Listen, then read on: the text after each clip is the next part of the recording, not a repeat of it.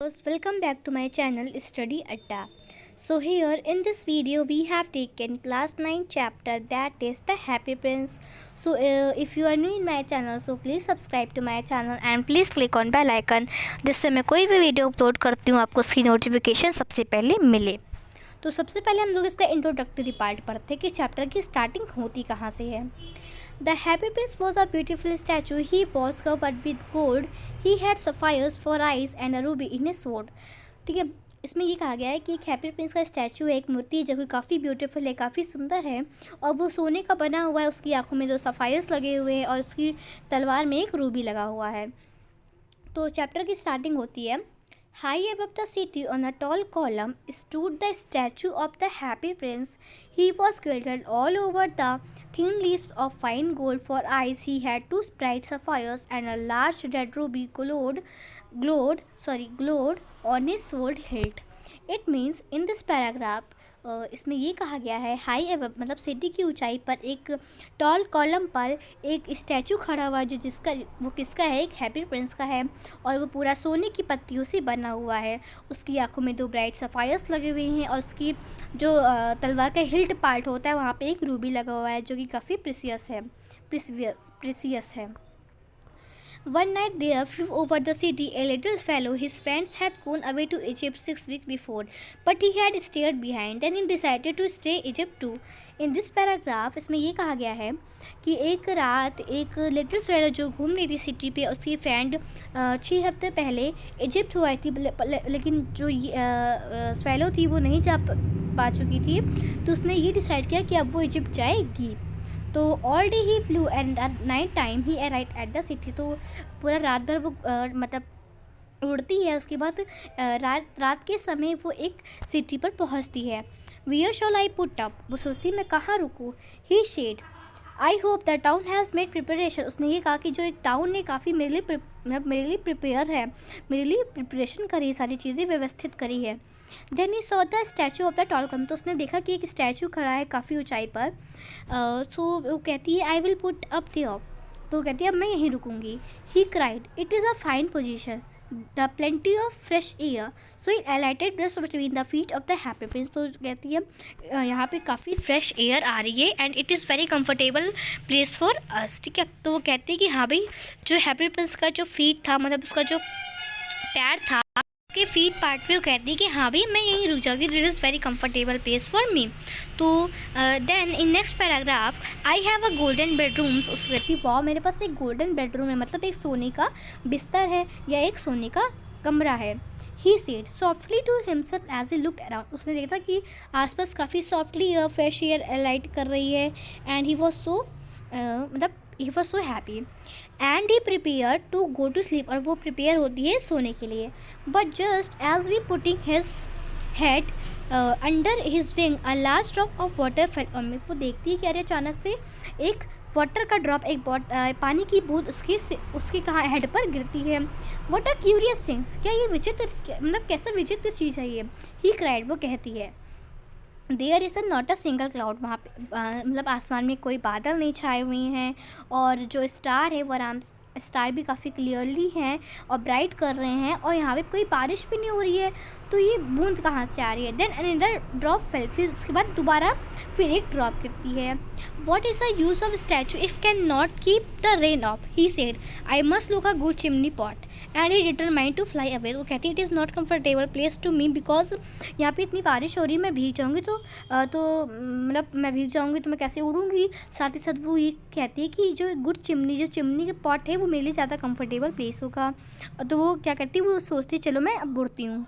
But before he had open his wings a third drop fell and he looked and saw what did he see. तो उसके बाद जब उड़ने की तैयारी में रहती है तो उसके बाद एक बूंद और गिरती है, ड्रॉप होता है, तो उसके बाद कहती है अरे ये क्या चीज़ है। The eyes of the happy Prince were filled with tears, और जो हैप्पी प्रिंस का स्टैचू था वहाँ से आंसू गिर रहे थे। टीयर्स का मतलब होता है आंसू होता है। And tears were running down his golden चीज, और उसके मतलब जब हम लोग रोते नहीं हैं, you can see the picture, जब हम लोग रोते हैं तो हमारी चीख पर पानी जाता नहीं है, टीयर्स जाते नहीं है, तो वैसे ही हैप्पी प्रिंस के भी आंखों में हो रहा था, उसके साथ भी ऐसा हो रहा था। सो The eyes of the happy prince were filled with tears and the tears were running down his golden cheeks. His face was so beautiful. वो कहती है his face was, इसका जो face है काफ़ी beautiful है. In the moonlight and the little fellow was filled with pity. Who are you? He said. तुम कौन हो? तो वो कहती, कौन कहता है? लिटिल फेलो कहती है I am the happy prince. तो हैप्पी प्रिंस कहता है मैं एक हैप्पी प्रिंस हूँ, या कह सकती है मैं एक प्रिंस हूँ. Why are you weeping them? तुम क्यों रो रहे हो? कौन कहता है? Asks the fellow. You have quite drenched me when I was alive and a human heart, answered the statue. I did not know what tears were, for I lived in the palace where sorrow is not allowed to enter. My contrarious called me the happy prince, and the happy indeed I was. So I lived, and I did. Can seen the ugliness and the mystery of my city, and thought my heart is made of lead, yet I cannot choose but weep. तो इस paragraph में ये कहा गया है कि जब मैं जिंदा था तो जितने भी दरबारी थी, जितने भी कॉन्टायर्स थे, वो मुझे हैप्पी प्रिंस कहते थे, क्योंकि हमारा जो किंगडम था या हमारा जो राज था, वहाँ पे मिस्री, महाकष्ट और दुख भरी चीज़ें अलाउ नहीं थी इंटर करने को. लेकिन जब मैं मर गया तो मुझे एक स्टैचू बना दिया गया और मैं यहाँ से सारी अगलीनेस और मिस्ट्री इस सिटी को देख रहा हूँ. तो इस पैराग्राफ में ये कहा गया है और साथ ही साथ मैं इतना रो भी रहा हूँ. What is a solid gold? Said the swallow to himself. He was too polite to make any personal remark. Far away, continued the statue in the low, musical voice. Far away in a little street, there is a poor house, one of windows open, and through it can seen a woman seated at a table. Her face is thin and warm. She has coarse red hands all caked on a satin gown or the lowest of the queen maids of honor to wear at the next court ball. In a bed in the corner of the room, her little boy is lying ill. He has a fever and is asking his mother to give the oranges. His mother has nothing to give him but river water, so he is crying, swallow, swallow, little swallow. Will you not bring her to Ruby out my sword hilt? My feet are fastened to his pedestal and I cannot move. So इस paragraph में ये कहा गया है कि मतलब मैं यहाँ से एक चीज़ देख रहा हूँ, कह सकते हैं कि एक दुख भरी चीज़ को देख रहा हूँ, जहाँ पे एक स्टीम ड्रेस का मतलब होता है कपड़े सिलने वाली, जो कि काफ़ी पुअर लेडी है और he was not able to buy some food for his son, क्योंकि वो काफ़ी गरीब थी, वो अपने बेटे के लिए अपने सन के लिए कुछ खाने के लिए नहीं खरीद सकती थी. और वो एक एम्ब्रॉयडिंग फ्लावर मतलब फूलों की कढ़ाई कर रही थी, क्योंकि जो क्वीन थी, जो रानी थी, उससे काम दी थी कि हाँ भी मुझे मेरे कपड़े में कुछ सुंदर सा एम्ब्रॉयडिंग या कढ़ाई कर दो. लेकिन वो उसके पास पैसे नहीं थे, तो his mother was too thin and he was not able to buy orange for his son. सो जब देखता है द हैप्पी प्रिंस देखता है उस पुअर लेडी को, तो ही वॉज बिकेम इमोशनल.